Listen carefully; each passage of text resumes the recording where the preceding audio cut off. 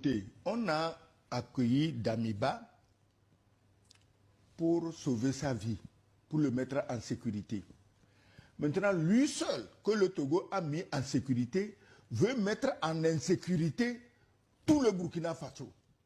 Parce que les listes des gens qu'ils ont fait tuer, les terroristes qu'ils ont positionnés, qui devaient attaquer dès qu'on tue le président, les autres qui devaient venir des pays voisins au sud, tout ça, mais ce serait un bain de sang total.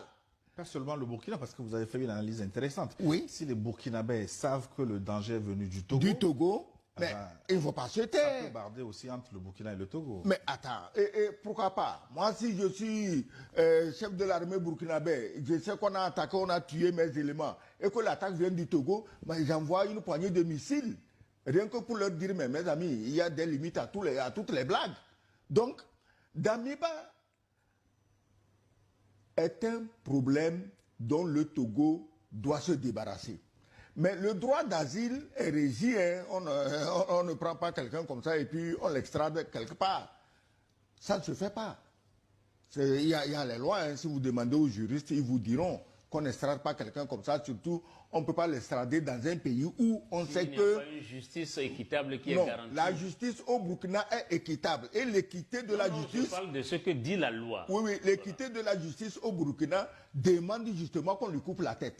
Parce que lui voulait tuer les gens, on le tue. Donc, on ne peut pas le mettre en danger en l'envoyant quelque part où on sait que sa vie serait menacée. Mais il y a des pays france-africains dans la région, qu'on l'envoie là-bas. Des pays où il aura beaucoup de costumes à porter.